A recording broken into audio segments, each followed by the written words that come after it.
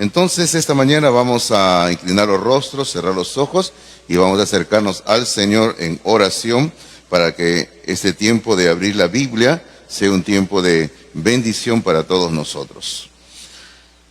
Padre Celestial, venimos a tu presencia en oración, dándote gracias por los días que han transcurrido, gracias por las diversas bendiciones que tú siempre nos das, porque tu palabra dice que tú haces salir tu sol sobre justos e injustos, Señor, haces llover sobre justos e injustos y das tu bendición a esta humanidad.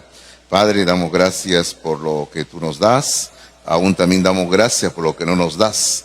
Porque si algo tú no nos das es porque en tu inmensa sabiduría sabes por qué no lo haces.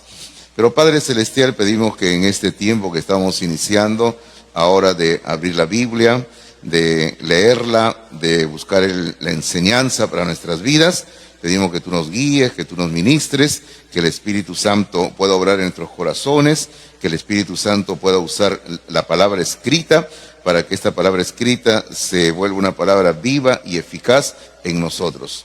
Queremos pedirte esto en este tiempo que estamos iniciando y también en todo lugar donde se predica con fidelidad tu palabra, que el mensaje nunca caiga en una tierra seca, sino que dé fruto a 100%. Pedimos todo esto orando en el nombre bendito de Jesucristo. Amén, Señor. Amén. Muy bien. Bueno, ustedes ya espero que hayan recibido todo su boletín y ustedes podrán ver cuál es el título del sermón de esta mañana. El sermón de esta mañana lleva por título Apóstoles y falsos apóstoles, ¿verdad? Y usted dirá, y bueno, ¿y por qué estamos tratando este tema dentro del libro de Hechos? Porque estamos en una sección aquí en el libro de Hechos, en el capítulo 9, donde vamos a ver en acción, por decirlo así, al apóstol Pedro, que va a estar sanando a una persona, resucitando a otra persona. Bueno, eso lo vamos a estar explicando dentro de un momento. Pero hoy en día en la cristiandad a nivel global, a nivel mundial, existen muchas personas que dicen ser apóstoles de Jesucristo. Y yo creo que todos ustedes de alguna manera han tenido que oír algo, han tenido que leer algo, porque hoy en día con tantos medios de comunicaciones que existen, usted sabe que hoy en día la internet y todo este asunto nos trae mucha información y mucha de esta información también es falsa, ¿verdad? Pero lo que sí existe es que lamentablemente hay iglesias donde creen que tienen apóstoles y hablan de que tienen el apóstol tal, al apóstol fulano, al apóstol sutano, y estos apóstoles están hablando supuestas profecías, eventos que van a ocurrir, y mucha gente les presta oídos a ellos, a estas personas. Ahora, estos apóstoles en las iglesias, queridos hermanos, siempre son personas que generalmente se sienten que están en las nubes, por decirlo así, ellos en un nivel muy superior a todos los demás. Ellos, los apóstoles estos, sienten que son más que todos nosotros. Bueno, y la palabra de Dios nos enseña eso, ¿verdad? La palabra de Dios enseña que todos somos iguales delante de Dios. Y bueno, algunos tenemos un don, otros tenemos otro don. Pero aquellos que creen que son apóstoles, creen que ellos están en un nivel tan superior que se les debe dar todo lo que ellos piden y todo lo que ellos necesitan. Y cuando en algunas iglesias, bueno, me lo han contado, ¿no? Me lo han contado otra vez, repito, personas que han estado ahí, inmersas en estas falsas prácticas, falsas enseñanzas.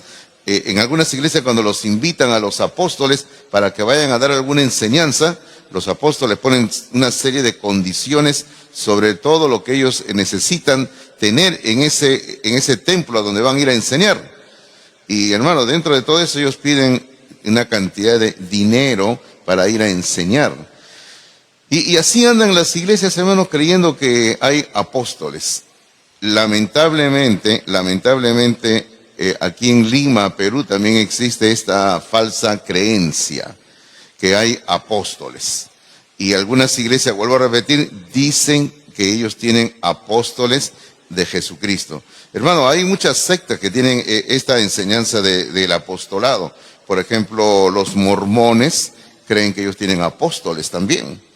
También, por ejemplo, dentro del sistema católico romano, el hecho de que ellos creen que se nombra al sucesor de Pedro, apóstol Pedro, sucesor de Pedro, se nombra nuevo papa. Entonces ellos también creen en una sucesión apostólica, también creen que el actual papa, bueno, por más peruano que sea todo, creen que es un apóstol, pero no es un apóstol de Jesucristo, es un falso apóstol, ¿verdad? Y hay que decir las cosas como son.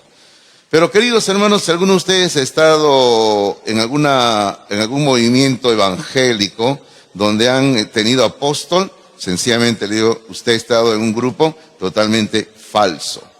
Usted ha estado en un grupo donde han estado enseñando cosas mentirosas.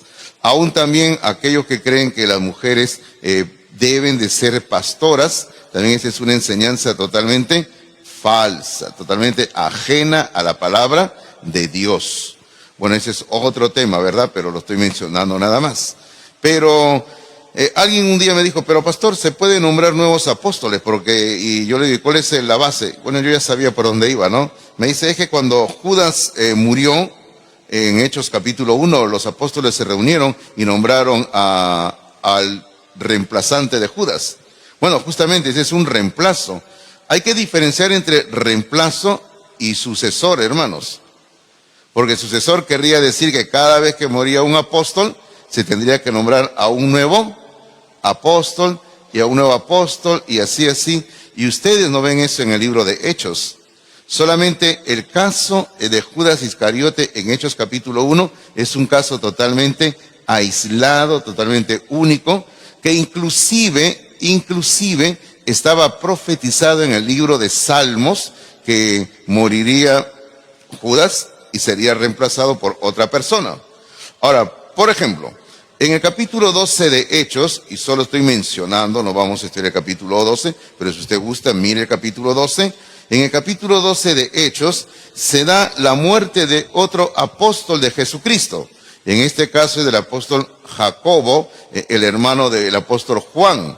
Ahora, y cuando Jacobo muere, o cuando lo matan, mejor dicho, por su fe en Cristo, usted puede ver de que aquí en el capítulo 12, ni en el capítulo 13, ni en ningún otro lugar, existe jamás el hecho de que se volvieron a reunir los apóstoles y dijeron, bueno, Jacobo ha muerto y vamos a nombrar a un nuevo apóstol. O sea, no existe eso. ¿Por qué, hermano mío? Porque otra vez repito, ¿no? Nunca el Señor estableció el principio de que a la muerte de cada apóstol se tenía que nombrar otro nuevo apóstol. O sea, conforme moría un apóstol, ahí terminaba tanto su ministerio como su don. No hay más apóstoles de Jesucristo. Y yo creo que todos nosotros sabemos que cuando murió el último apóstol, ¿y quién fue el último apóstol, hermanos? El apóstol Juan, ¿verdad? Y todos los olores están viniendo. No, está todo cerrado, pero hermano Javier, de todas maneras que abran la ventana, de repente pónganle ahí ventilador porque estoy sintiendo el olor de la torreja de la tortilla, hermano, que está aquí. Le han echado bastante comino, bastante, ¿no? Así estoy sintiendo el olor y eso provoca, pues, hermanos, ¿no? Y uno que es débil en la carne, ¿sí o no? Entonces uno dice, voy a cortar el sermón y nos vamos a desayunar, ¿no? Pero bueno, ya lo van a solucionar los hermanos ya. Entonces les estaban diciendo que Juan fue el último apóstol de Jesucristo y usted imagínese eso, ¿no? Todos los apóstoles se habían estado muriendo ya por su fe en Cristo. Estaba muriendo por causa de servir a Cristo y más o menos por el año 90 y tantos, Juan era el único y el último apóstol de Cristo. Y cuando Juan muere en esos años 90 y tantos después de Cristo, después de escribir el libro del Apocalipsis, hermanos míos, ahí podemos decir que se terminó el don de apóstol y se terminó también el ministerio de los apóstoles. Y no más han habido apóstoles de Jesucristo. Ahora, también, claro, lógicamente, si alguien quiere decir, no, pero yo creo que tiene que haber un apóstol de Jesucristo, todo esto, bueno, eso no establece en la Biblia. En la Biblia solamente se establece que para que una iglesia funcione tienen que haber, bueno, pastores, maestros, evangelistas y bueno, diáconos y cosas así, pero no se necesita un apóstol de Jesucristo. Además, para ser un apóstol de Jesucristo, como vamos a ver esta mañana, se tiene que tener ciertos requisitos, ciertas reglas, y yo creo que ninguna persona reúne esos requisitos. Ahora, ni aún el apóstol Pablo reunía esos requisitos. Es por eso que Pablo no era parte de los 12 apóstoles. A Pablo se le llama apóstol porque la palabra apóstol quiere decir enviado. Pero ¿quién lo envió a Pablo? Lo envió el Señor Jesucristo. Por eso es que se le llama apóstol. La palabra apóstol quiere decir enviado. Pero solamente hubieron 12 apóstoles de Cristo. Y vuelvo a repetir, y Pablo no era parte de los 12. ¿Era un apóstol de Cristo? Por supuesto que lo era, porque Cristo lo instruyó y Cristo lo comisionó, lo envió a predicar el mensaje de la palabra de Dios. Pero bueno, entonces vamos a estar hablando esta mañana un poquito de esto, de los apóstoles de Cristo, ¿no? Se me viene a la cabeza algo gracioso que ocurrió hace unos años. No sé si será gracioso para usted, pero a mí sí me hizo reír en el momento. Acá en Lima hay un hombre que dice que es apóstol, yo lo conozco, y está en otra congregación, otra parte de Lima, gracias a Dios que está lejos, de aquí de Los Olivos. Entonces, este hombre, que yo lo conozco, ese es su nombre, pero no sé su nombre, lógicamente, ¿no? Pero en su iglesia él es apóstol porque tiene su letrero, dice iglesia tal, horario de cultos tal, y abajo dice, ¿no? Algo así más o menos, que esta iglesia es dirigida por el apóstol fulano de tal. Hermano, y así ponen sus nombres, no sé si usted ha visto, ponen el nombre, ¿no? El apóstol fulano de tal, ¿no? Usted nunca ha visto que yo he puesto mi nombre por ahí, ¿no? Jamás, ni lo pienso poner por si acaso, ¿eh? Pero entonces, lo que ocurre es que este hombre, este apóstol, que estamos hablando, este supuesto apóstol, un día se fue a comprar libros a la librería cristiana que en Lima. Y él llega a la librería, y bueno, y me cuenta mi amigo, el de la librería, ¿no? Porque yo no estaba presente, y me dice, y Fernando me dice, cuando viene a comprar siempre viene con una soberbia única, me dice, porque es un apóstol, me dice, ¿no? Y él agarró, entra y dice, quiero eso. Y se sacó su libro, una cantidad, porque los apóstoles manejan cantidad de dinero, ¿no? Y porque tienen bastante dinero, ¿no? Los apóstoles de Jesucristo.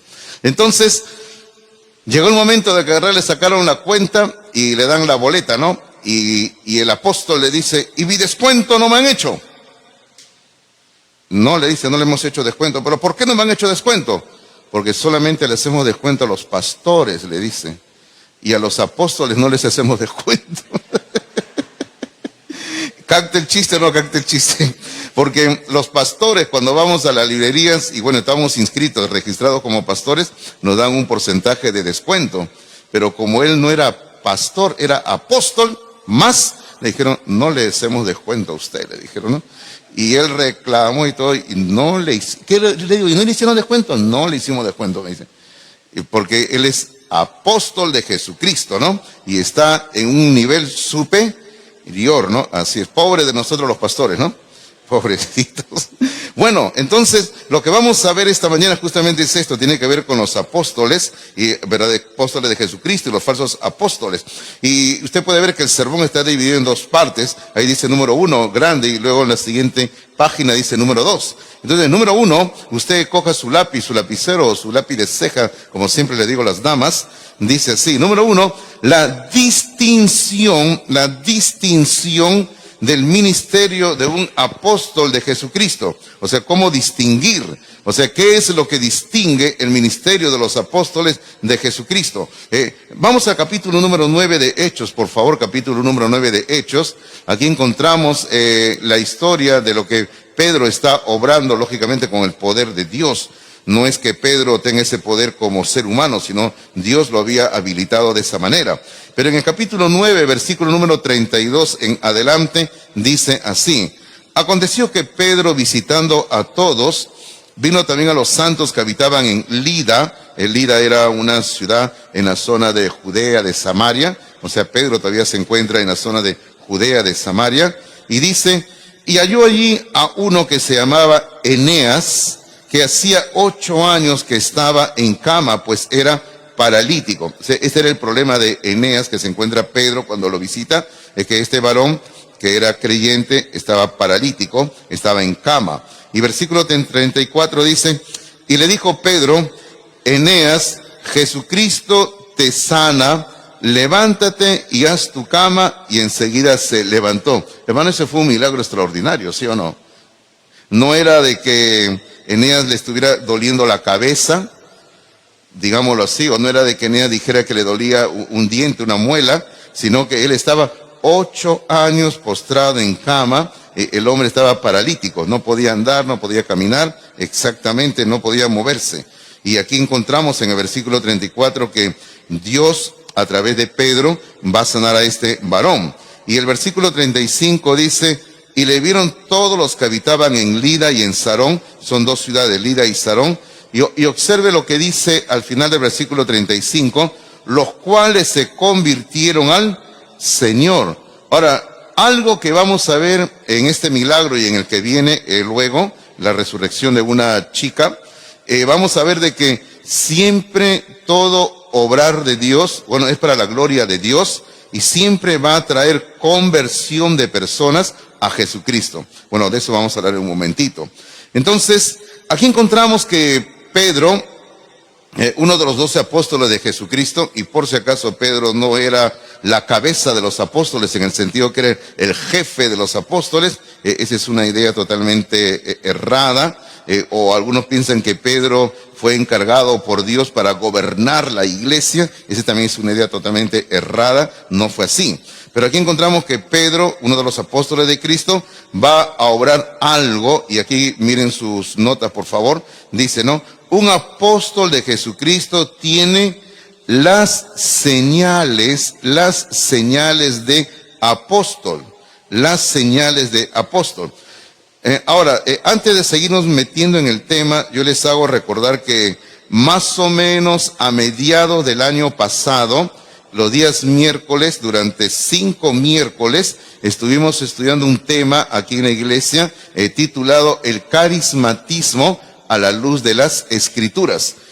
Bueno, estuvimos dándolo, dimos separatas, espero que todos hayan aprovechado, aunque no todos vinieron a esas clases. Pero ahí lo que vamos a hablar esta mañana, ahí le hemos hablado ya con bastante amplitud, así que esta mañana solamente, como quien dice, corremos un poco, ¿no?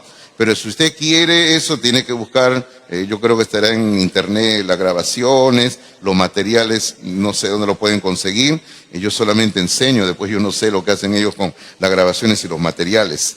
Pero como le digo, ya hemos tratado este tema con amplitud a mediados del año pasado. Pero ¿cuáles son las señales de apóstol?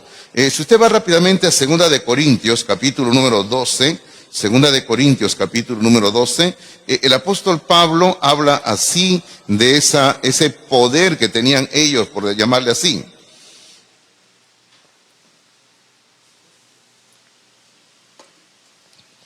Segunda de Corintios, capítulo 12, por favor, versículo número 12 también, 2 de Corintios 12, 12, dice así la palabra del Señor.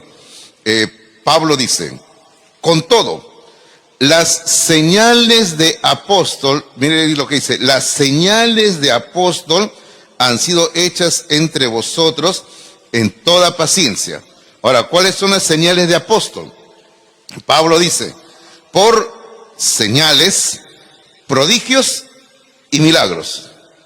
Bueno, todas estas 3 palabras son redundantes a lo mismo. Simplemente está hablando de milagros, hechos sobrenaturales, hechos portentosos. Un milagro es aquello que rompe las leyes de la naturaleza. Por ejemplo, una persona muerta al ser resucitada, se está rompiendo una ley de la naturaleza.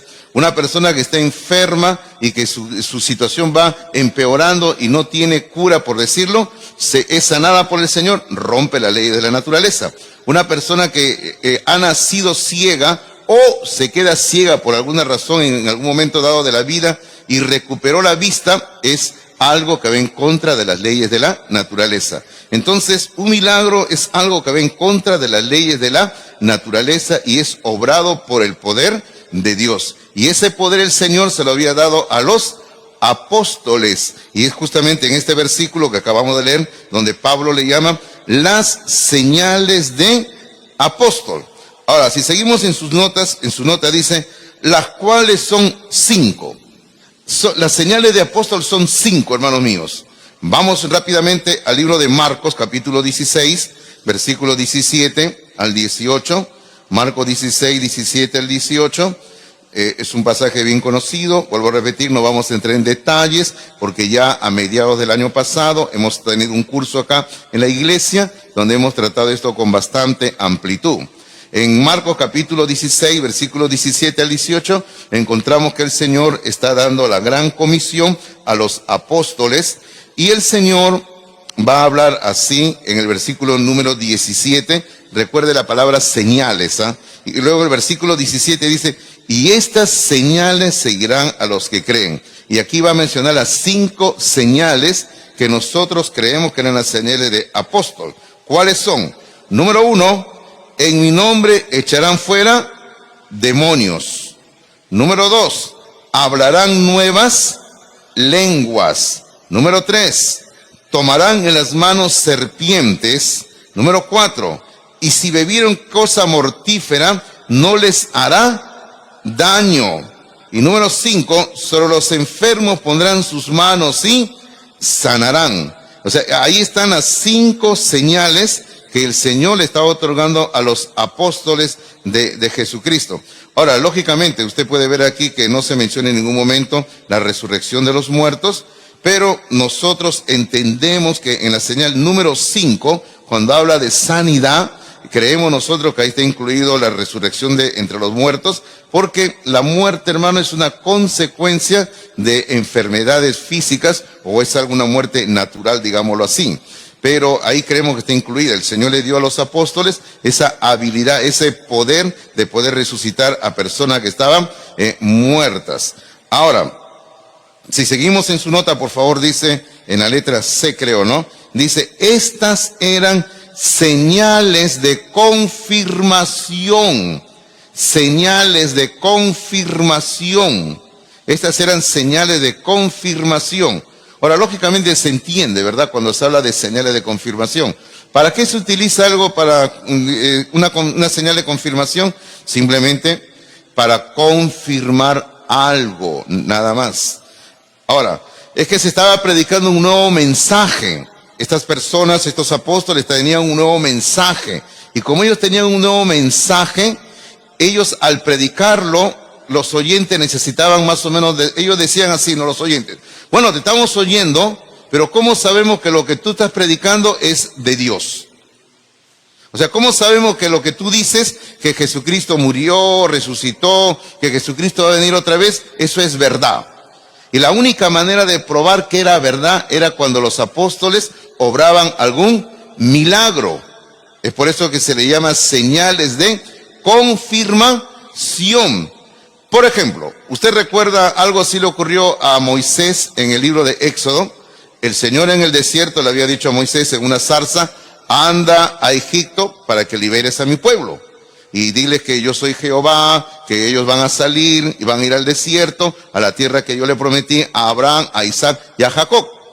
Bueno, entonces él fue, pero ya Moisés sabía que la gente le iba a decir, bueno Moisés, ¿y cómo sabemos que realmente lo que tú dices es verdad? Y entonces Moisés comenzó a hacer algunos milagros. Usted, por ejemplo, recuerda que Moisés dice que tomó su mano, la metió en su pecho y la mano salió leprosa, ¿recuerdan ustedes? Y luego volvió a meter su mano al pecho y la mano salió ya sana, ¿no? En otro momento tiró su vara y se convirtió en serpiente, ¿no? Entonces, de todas maneras, fueron milagros que Moisés tuvo que hacer para que el pueblo que le estaba oyendo con un nuevo mensaje, ellos pudieran creer que Moisés era un profeta de Dios. Tiempo después ocurrió lo mismo con el profeta Elías. Elías también apareció en una época donde había una cantidad de profetas falsos. Usted recuerda que en una ocasión Elías, ¿recuerdan ustedes a cuántos profetas mató Elías? Imagínense ustedes, cientos de profetas mató, ¿verdad? Los mató a todos los profetas, porque había una tremenda cantidad de profetas falsos. Entonces Elías, él pensaba que era el único profeta de Dios, ¿no? Y él agarra y sencillamente está ahí, y Dios le dio a Elías el poder de hacer milagros. para que todos crean que él realmente era un hombre de Dios. Lo mismo está ocurriendo aquí. Jesucristo hizo milagros, él se fue al cielo, los apóstoles se quedan, comienzan a predicar un nuevo mensaje, diciendo que ya había venido el Mesías, que el Mesías había muerto en la cruz, que el Mesías había resucitado, que el Mesías iba a regresar otra vez. Entonces la gente le decía, ¿y cómo sabemos que lo que ustedes predican es real, es verdad? Y ahí entraba en acción justamente los milagros, señales de confirmación. ¿Dónde dicen que eran señales de confirmación? Estamos en el Evangelio de San Marcos, en el capítulo 16, y ya acabamos de leer, por favor, fíjese usted otra vez, el versículo 17 comienza diciendo, y estas señales seguirán, y ya hemos leído las señales. Ahora, y en el versículo 20, ojo con la palabra señales, dice, y ellos saliendo, o sea, los apóstoles, predicaron en todas partes, ayudándoles el Señor. Están predicando la palabra de Dios y confirmando la palabra con las señales que la seguían. Ahí está. Hermano, el texto bíblico lo dice claramente. O sea, ¿cuál era el propósito de los milagros que estaban realizando los apóstoles, hermanos? ¿Era para exhibir que ellos tenían poder? No lo era. ¿Era para que la gente al ver que ellos resucitaban un muerto, sanaban un enfermo, la gente les diera más dinero? Tampoco era para eso. ¿O era para que colocaran su nombre en un letrero en la puerta? No, dijeran, aquí está el apóstol fulano de tal. Tampoco lo era. Ellos estaban realizando milagros para confirmar que el mensaje que estaban anunciando era un mensaje verdadero y era un mensaje de Dios. Por eso estaban haciendo los milagros. Ahora, sin ánimo de salirme del tema, sencillamente yo le digo, ¿hoy en día es necesario esto? No es necesario. ¿Por qué? Porque ya tenemos el mensaje escrito, completo, el Nuevo Testamento. Hay que entender que en esos días de los apóstoles, el Nuevo Testamento no estaba escrito totalmente.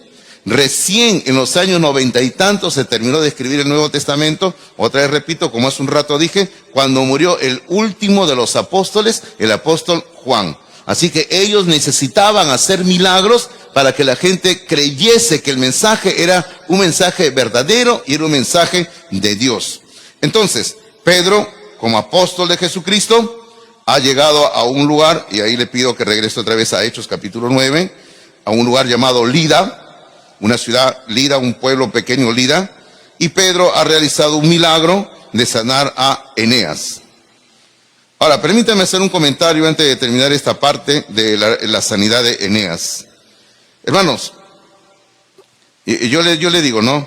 La sanidad de Eneas y cualquier sanidad en el libro de Hechos, bueno, en el Nuevo Testamento, ¿de quién dependía? ¿La sanidad de quién dependía? ¿De la persona enferma que tuviera fe o dependía de Dios?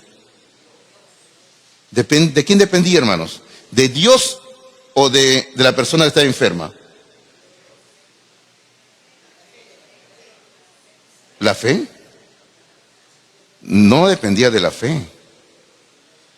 Dependía de Dios, que estaba obrando a través de la persona, en este caso de Pedro. Bueno, porque en el Nuevo Testamento, siempre las personas que venían buscando sanidad encontraban sanidad, siempre, siempre. No hay ni un caso en el Nuevo Testamento donde usted ve que se diga, bueno, tú no fuiste sanado porque no has tenido fe. Siempre todo hombre y toda mujer que venía buscando sanidad lo encontraba. Aún todavía hubieron momentos en que la persona ni siquiera tenía fe y recibía el milagro de Dios. Por ejemplo, una persona muerta ¿tenía fe? No lo tenía. ¿Por qué? Porque estaba muerta. Entonces, ahí la resurrección de una persona muerta, como lo vamos a ver en un momento, ¿de quién dependía la resurrección? De Dios, obrando a través de un apóstol.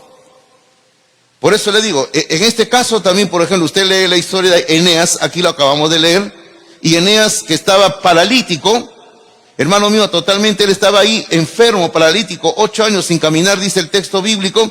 Viene Pedro con el poder de Dios y Pedro lo sana a este hombre. Y en ningún momento le dice, no, oye Eneas, tienes que tener fe, ¿ah? Oye Eneas, te falta un poquito más de fe para que seas sano. No. Sencillamente Eneas fue sanado por el poder de Dios. Porque Pedro tenía el don de la sanidad. Entonces, mire usted, vamos aprendiendo esto. Cuando alguien hoy en día ora por una persona que está enferma y no se sana, hermano mío, quiere decir eso, que esta persona está mintiendo sencillamente. Porque hoy en día hay personas que se presentan diciendo, no, yo tengo el don de la sanidad. Y cuando no se sana, ¿qué dice? Ah, no se sanó porque esta persona que está enferma no ha tenido suficiente fe. Por eso es que no se ha sanado. Bueno, no voy a repetir toda la historia, pero cuando yo estuve enseñando hace unos meses aquí en la iglesia esta serie sobre el carismatismo, como le dije, a mediados del año pasado, durante 5 semanas, yo les conté una historia, ¿recuerdan ustedes? Sobre el hermano de un pastor que había muerto. ¿Recuerdan a los que estuvieron presentes en la historia, en el curso? No. ¿Se recuerdan algunos? Algunos recuerdan, ¿verdad? Algunos recuerdan. Yo les conté la historia, pero se la resumo sencillamente así diciéndolo, ¿no? Había muerto el hermano de un pastor en un accidente, llegaron los sanadores de cierta iglesia, pidieron que destapen el cajón y comenzaron a orar para que resucite la persona. Y en pleno velorio, hermanos, en pleno velorio, estaban orando todos, le tocaban al muerto por todo el lado para que resucite, ¿no? Ahora usted no me pregunte, ¿y resucitó, pastor? No pasó nada, pues, ¿no? Y al final preguntaron, ¿y cómo falleció? Y entonces ahí la viuda le dijo, él falleció en un accidente que la camioneta se salió de la carretera, cayó y sufrió un tremendo golpe en la cabeza. Hubieran dicho eso, pues, que el problema había sido en el cerebro. Entonces por eso es que no se puede resucitar.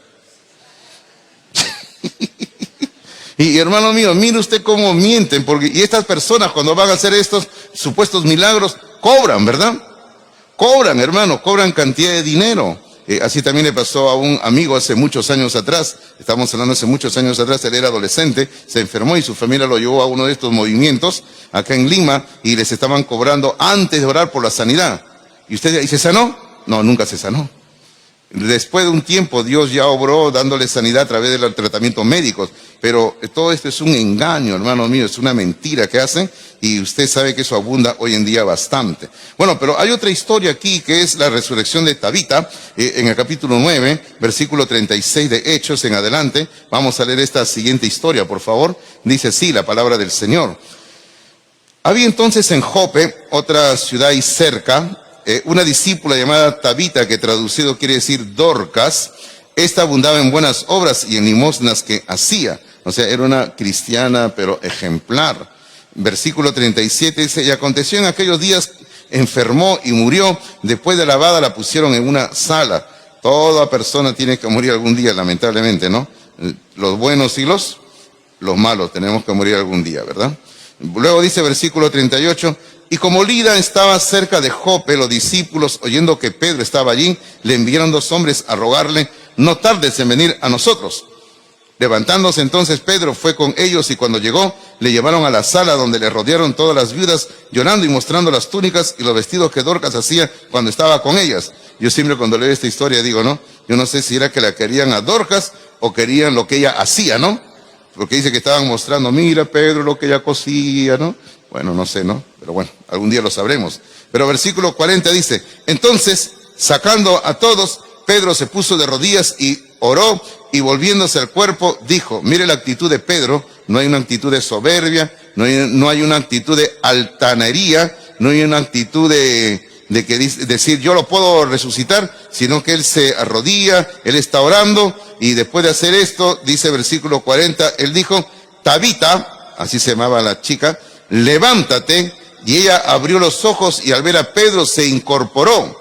Luego dice versículo 41, y él, dándole la mano, la levantó, entonces llamando a los santos y a las viudas, la presentó viva, dice. Esto fue notorio en toda Jope y muchos creyeron en el Señor. Otra vez mire lo que ocurre como consecuencia del milagro. El versículo 42 menciona algo parecido en cuando fue sanado Eneas. Dice el 42, muchos creyeron en el Señor. Cuando es una obra de Dios, esto trae gloria al Señor y trae conversión de almas al Señor. Versículo 43. Y aconteció que se quedó, está hablando de Pedro, que se quedó muchos días en Jope, en casa de un cierto Simón curtidor, Y este versículo 43, que es el último del capítulo 9, nos da un puente para el capítulo 10, que Dios mediante estaremos estudiando el próximo domingo. Pero entonces aquí encontramos que Tabita ha muerto y Pedro, con el poder de Dios, la va a resucitar. Y como hemos dicho en el versículo 42, se ve que cuando ella resucita, al igual que en el caso de Eneas, muchos se convierten al Señor. Entonces hay un sello de aprobación, por decirle así, que Dios le da a los apóstoles verdaderos. ¿Cuál era? La resurrección, hermanos míos. Porque usted ve que, por ejemplo, en el libro de Hechos, no había resurrecciones a cada momento. Solamente en ciertas ocasiones se presentó y era como un sello de aprobación, era como para demostrar que ese hombre era un apóstol de Jesucristo. Por ejemplo, Cristo resucitó a muertos, y eso lo vemos muchas veces en los evangelios. Luego encontramos que Pedro está resucitando a muertos acá. Y luego encontramos que Pablo, más adelante en el capítulo 20, va a resucitar a este cristiano dormilón, porque acá tengo algunos dormilones acá, ¿no? Y ya se despertaron cuando digo dormilón, ya, ¿no? Ya los estoy viendo, pero no quiero mirarlos directo, ¿ya? Entonces, cuando Eutico se quedó dormido, se cayó el dormilón, ya, y se murió. Ten cuidado, no te sacar ahorita de la banca y te mueres, y acá no está Pedro para resucitarte, por si acaso. Yo no te puedo resucitar, por si acaso. Solamente te agarro y te enterramos nada más, ¿no? Entonces, cuando este dormilón se cayó del culto y murió, usted sabe que Pablo bajó y resucitó. Digo bajó porque estaban en un piso superior, ¿no? Y Pablo lo resucitó a él y continuó el culto ese día ahí en la casa del Señor. Entonces, este poder de resucitar a los muertos se dio como una señal de aprobación para los apóstoles, queridos hermanos. Entonces, yendo a sus notas, yo creo que usted ya se dio cuenta de lo que va y al final en sus notas, ¿no? En el pensamiento al final dice, entonces, un apóstol de Jesucristo podía sanar a los enfermos. O sea, ese es un apóstol verdadero de Jesucristo, que podía sanar a los enfermos y resucitar a los muertos. Hermano, esa era la marca indiscutible de un apóstol de Jesucristo. Ahora, hoy en día, lamentablemente, no hay nadie que pueda hacer esto. Ahora, no volvamos al tema que ya también hemos tratado anteriormente, y digo, ¿no? Algunos siempre preguntan, ¿qué, pastor? Hoy en día Dios ya no sana. No volvamos a ese tema porque ya hemos explicado, ¿no? Hermanos, una cosa es el don de sanidad y otra cosa es el hecho de que Dios sana. Nosotros creemos de que hoy en día Dios sana. Por eso que cuando una persona está enferma, un hermano está enfermo, oramos por la persona, siempre apelando a la misericordia, a la gracia de Dios. Pero alguien que diga, yo tengo el don de sanidad, entonces, hermano, esa persona que diga que tiene el don de sanidad, tendría que sanar a todas las personas a quienes tocara u orara. Porque esa es la marca de una persona que tiene el don de sanidad. Y por eso que le digo, hoy en día nadie puede afirmar que tiene el don de sanidad realmente. Porque como digo, ¿cómo se tendría que evidenciar que tiene el don de sanidad? Porque todas las personas serían sanadas. Estaríamos haciendo cola ahí todo, ¿no? Algunos que tienen algunas enfermedades, de repente cáncer, de repente tiene otro problema, y yo estaría ahí haciendo primero cola por el problema de mi rodilla, ¿no? Le diría, no, yo tengo artrosis, sáname. Pero hermano mío, hoy en día nadie tiene el don de sanidad, lamentablemente. Ese don ya terminó con los apóstoles, lamentablemente. Pero bueno, número 1, ahora entramos a la segunda parte de nuestro sermón, por favor. Número 1, dice, ¿no? Ahora vemos la diferencia entre un apóstol de Jesucristo y un falso apóstol. La diferencia. Algunas cosas las hemos mencionado, pero vamos a ir a qué dice la palabra de Dios. El capítulo 11 de 2 de Corintios, por favor, 2 de Corintios, capítulo 11. 2 de Corintios, capítulo 11, 2 de Corintios.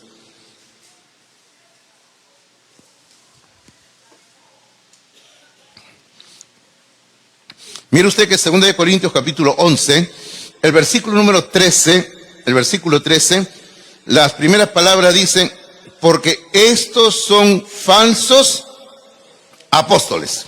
Entonces, vamos dejando en claro esto. Hermanos, en los días de los apóstoles existían también hombres que eran falsos apóstoles.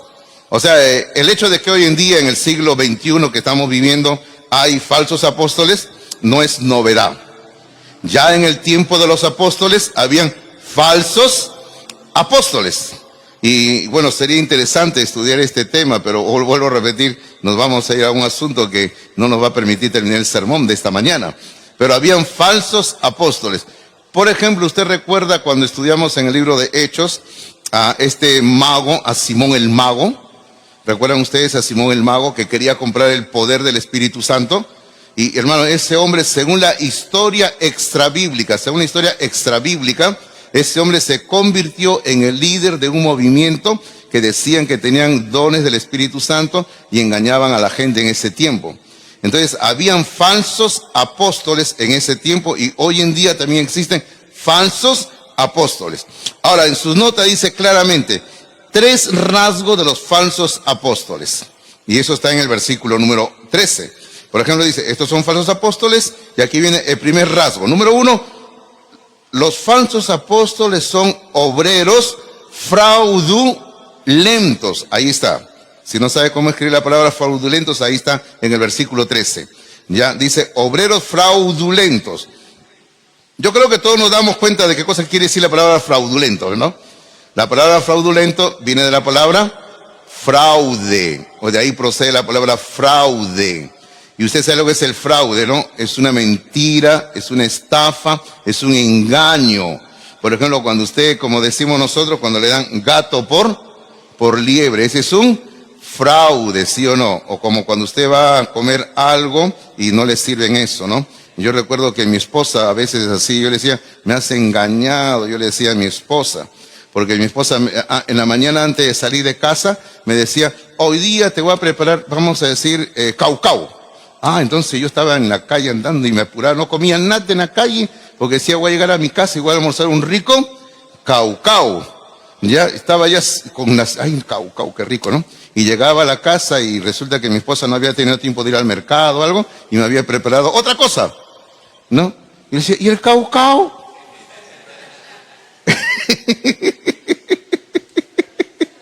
Entonces yo le decía, este es un fraude, un engaño. ¿Les ha pasado o no les ha pasado a varones? ¿Ya ven? El hermano Javi, escrita también. Hermano Denis, ¿te ha pasado o no te ha pasado? Ya ven, los varones sufrimos así, hermanos. Así es, ese es un gran conflicto que tenemos. Pastor Martín, ¿usted le ha pasado o no? Amén, ya ve, Pastor Martín, hombre sufrido por causa de Cristo. Martín, apareció tu jefa. Ya fuiste, ya. Nada, hermanita Jenny, siempre estamos hablando bien de usted, la queremos mucho.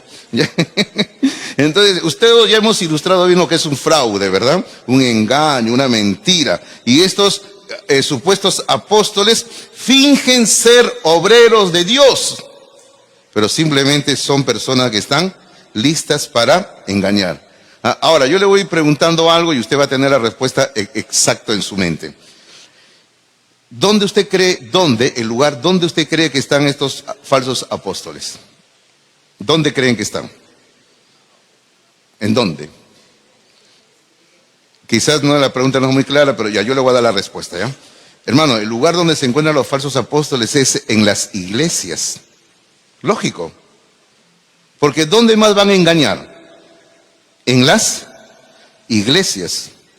Por eso es que los falsos apóstoles, como estábamos hablando al comienzo, se encuentran en movimientos evangélicos, religiosos, y la gente los reciben como si fueran realmente hombres de Dios que enseñan la palabra, y no enseñan la palabra.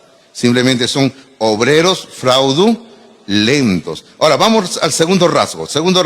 En el mismo versículo 13 nos dice, ¿no?, que se disfrazan como apóstoles de Cristo. Ese es el segundo rasgo. Rasgo número 2. Los falsos apóstoles, como dice en el versículo 13, se disfrazan como apóstoles de Cristo.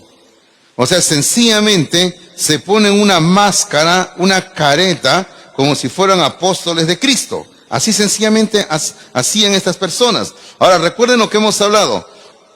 ¿Hay señales de apóstol que habían? Sí, y hemos hablado de las 5 señales de apóstol, de hacer milagros, de hacer cosas extraordinarias, de hacer cosas fuera de lo común. Ellos, los apóstoles, lo tenían. Entonces estos falsos apóstoles, cuando llegaban a un lugar, decían, nosotros también tenemos estas señales que podemos hacer. Y ellos comenzaban, hermanos, a engañar a las personas. Ahora, lógicamente usted dirá, ¿y qué pastor? ¿Ellos podían hacer milagros? Ahora, a ver, usted dígame, ¿los falsos apóstoles pueden hacer milagros en los días de los apóstoles? ¿Podían hacer milagros? Y hoy en día también. ¿Usted qué dice? ¿Pueden hacer milagros o no? Yo le voy a decir, sí pueden hacer milagros. Sí pueden hacer milagros. Sí pueden. Bueno, primero déjeme decirle, y anote la cita porque el tiempo no nos gana. Primero déjeme decirle, Cristo nos advirtió de tener cuidado con los falsos profetas. Anote la cita. Mateo capítulo 7, versículo 15 y 16. Mateo 7, 15 y 16. Y Cristo claramente dijo, por su fruto los conoceréis. Bueno, y ese es un bonito asunto para hablar. Pero, hermano, luego encontramos, por ejemplo, en el libro del Apocalipsis, anote la cita también, por favor, porque el tiempo nos gana, en el capítulo 13, Apocalipsis capítulo 13, versículo número 11, capítulo 13, versículo 11, encontramos que el anticristo y el falso profeta van a llegar a este mundo haciendo milagros. Y fíjese que todavía estamos respondiendo la pregunta, ¿no? ¿Los falsos apóstoles pueden hacer milagros? Todavía no hemos respondido totalmente, pero ahorita vamos a hacerlo, ¿ya? Vamos al rasgo número 3, rasgo número 3. ¿Ya? Esto lo encontramos en el capítulo 11 de Segunda de Corintios, versículo 14 y 15. Versículo 14 y 15, Segunda de Corintios 11, 14 y 15, dice, y no es maravilla, dice, porque el mismo Satanás se disfraza como ángel de luz. Así que no es extraño si también sus ministros se disfrazan como ministros de justicia, cuyo fin será conforme a sus obras. Entonces, rasgo número 3, los falsos apóstoles son ministros de Satanás. Son ministros de Satanás. Hermano, la palabra ministro quiere decir siervo, o sea, quiere decir sirviente. Alguien que está sirviendo. En este caso, cuando decimos ministro de Satanás, es que es una persona que está sirviendo a Satanás. Pero también existen ministros de Dios, por supuesto, gente que está sirviendo a Dios. Entonces, los falsos apóstoles, algo de esto habíamos mencionado, se disfrazan como ministros de justicia. Pero hermanito mío, ellos no van a estar hablando de la justicia de Dios, sino que ellos van a estar engañando. Y anote la cita, por favor, porque el tiempo me gana. Segunda de Timoteo, capítulo 3, versículo 13. Les vuelvo a dar la cita. Segunda de Timoteo, capítulo 3, versículo 13, donde Pablo va a hablar de que estos malos hombres ellos son engañadores, dice, porque andan engañando y siendo engañados. Fíjense lo que dice. Segunda de Timoteo 3:13, Pablo dice, son engañadores que andan engañando y siendo engañados. O sea, los han engañado a los falsos apóstoles y ellos siguen engañando a otras personas y así siguen enseñando algo falso. Espero que usted me entienda lo que le trato de decir, ¿no? Es como cuando uno recibe la enseñanza de la palabra de Dios. A mí me enseñó un hombre de Dios la palabra de Dios, la aprendí de la Biblia y ahora yo le enseño a usted la palabra de Dios. Entonces lo mismo ocurre con los falsos apóstoles. Ellos reciben una falsa enseñanza y esa falsa enseñanza ellos la dan a otras personas. Ahora, hermano mío, pero toda persona es responsable de ver que lo que le están enseñando sea verdadero o falso. Si usted está recibiendo una enseñanza en esta iglesia, usted tiene que ver qué dice la Biblia. Usted no tiene que quedarse diciendo, el pastor Hidalgo dice esto. No, usted tiene que ver qué dice la palabra de Dios. Pero el problema de una persona que es engañada es así. Solamente recibe lo que le están diciendo y nunca va a la palabra de Dios. El deber de usted es ver qué dice la palabra de Dios. ¿Usted recuerda cuando Pablo llegó a una ciudad llamada Berea? ¿Qué ocurrió ahí? Pablo les predicó el mensaje de la palabra de Dios y ellos le dijeron, bueno, Pablo, ya te hemos oído, ahora danos una semana para ver si lo que tú nos estás enseñando es verdadero. Y luego a la siguiente semana le dijeron, Pablo, hemos visto que lo que tú nos estás enseñando está escrito en el Antiguo Testamento. Porque recuerden que en ese tiempo todavía no tenían Nuevo Testamento. Entonces, y ellos creyeron el mensaje porque vieron que lo que Pablo les estaba enseñando estaba realmente escrito en la palabra de Dios. Entonces, las personas que son engañadas no van a la palabra de Dios, sino simplemente se dejan guiar por otra persona que también ha sido engañada. Ahora, yo hace un momento le preguntaba, ¿una persona que es un falso apóstol de Cristo puede hacer milagros? Yo le decía, sí puede hacer milagros. Sí puede hacer milagros. Si usted, no le pido que vaya ahora, pero en el capítulo 7 de Mateo, donde le di hace un momento la cita, hace un momento le di una cita de Mateo capítulo 7, cuando Cristo está terminando el Sermón del Monte. Usted recuerde que ahí, terminando el Sermón del Monte, Cristo dice, va a llegar el día cuando están en el juicio y le van a decir, Señor, Señor, en tu nombre echamos fuera demonios. Y el Señor, ¿qué les va a decir? Apartados de mí, hacedores de maldad. Señor, Señor, en tu nombre hicimos milagros, hicimos esto, hicimos resurrección, hicimos sanidad. Y el Señor, ¿qué les va a decir? Apartados de mí, hacedores de maldad. Entonces, sí hay casos donde las personas que son falsas pueden hacer milagros. Pero ahí viene la pregunta, ¿pero con el poder de quién? Del diablo, de Satanás. Porque el diablo también puede hacer milagros, hermanos. Hermanito mío, usted anote la cita. Otra vez le digo, el tiempo nos gana, lamentablemente. Yo siempre tengo versículo por todo lado para mostrar. Segunda de Tesalonicenses, capítulo número 2, versículo número 8 al versículo número 10. Segunda de Tesalonicenses, capítulo número 2, versículo número 8 al versículo número 10. Donde habla claramente aquí el apóstol Pablo. Dice, no, permítame leer un versículo nada más de la cita que les acabo de dar. Escúchenme, por favor. Dice, inicuo, está hablando del anticristo, cuyo advenimiento es por obra de Satanás. Y dice que este inicuo viene con gran poder y señales y prodigios mentirosos. Dice, viene con gran poder, señales y prodigios mentirosos. Porque, hermanos, Satanás también puede obrar milagros. Ahora, yo quiero ir resumiendo todo lo que hemos dicho en tres cosas. Yo lo quiero resumir en tres cosas. Eso no está en sus notas. Ya ese es un plus. Escúchela nada más, por favor. No trate de anotar porque voy a ir un poquito rápido, ¿ya? Si usted quiere luego anotarlo, va a estar grabado y de ahí lo puede sacar. Mire, le quiero resumir en tres puntos. Número uno, hoy en día existen falsos apóstoles. Hoy en día existen falsos apóstoles que hacen señales, milagros, solamente para seguir engañando. Mire lo que estamos diciendo. Hoy en día hay falsos apóstoles que hacen milagros solamente para seguir engañando. Número dos, no todas las señales, o sea, no todos los milagros vienen de Dios. Eso es algo que hay que entender. No todo viene de Dios, hermanos. No todo viene de Dios, por si acaso. Así que si algo usted ve que ocurre, no diga, esto es de Dios. No todo viene de Dios. Y lo tercero que le quiero decir, la única norma, o sea, la única regla para discernir, para determinar si algo es verdadero o falso, ¿cuál es, hermanos? La palabra de Dios, la palabra escrita de Dios. Hermano, los milagros, por más que usted lo pueda haber visto, lo pueda haber usted experimentado, hermano, esa es una experiencia y eso no tiene que servir nunca para determinar si algo es verdadero o falso. Entiéndalo, por favor. Hermano, yo he conversado con cuántas personas que me dicen, pero yo lo vi, yo lo experimenté. Pero, hermanos, lo que nosotros podemos ver, lo que nosotros podemos experimentar, cambia. Y entonces nosotros nunca podemos decir, la norma para decidir si algo es verdadero o falso son los milagros. No, hermanos, es la palabra de Dios, la palabra escrita de Dios. Usted me dirá, Pastor Hidalgo, ¿y usted alguna vez ha visto milagros? Yo lo he visto, hermanos, yo sí lo he visto. Yo he visto a través de mis más de 40 años de creyente, yo he visto, hermanos míos, milagros. Pero yo no vengo aquí a contarles los milagros.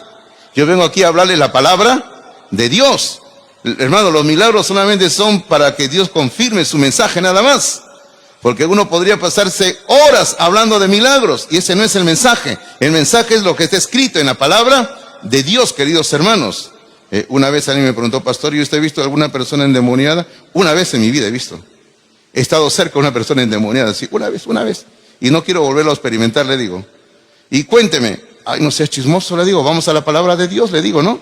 La palabra de Dios es lo más importante. Entonces, no son los milagros para determinar si algo es verdadero o falso, es la palabra de Dios. Y yo termino diciéndole, ¿por qué estamos hablando de este tema? Bueno, está en el libro de Hechos, de acuerdo al estudio que estamos haciendo, pero ¿por qué lo hablamos? Y permítame terminar con un versículo en 2 de Corintios, ahí sí le pido que vaya, 2 de Corintios, con este versículo vamos a terminar, ya, 2 de Corintios, capítulo número 2. 2 de Corintios, capítulo número 2, por favor.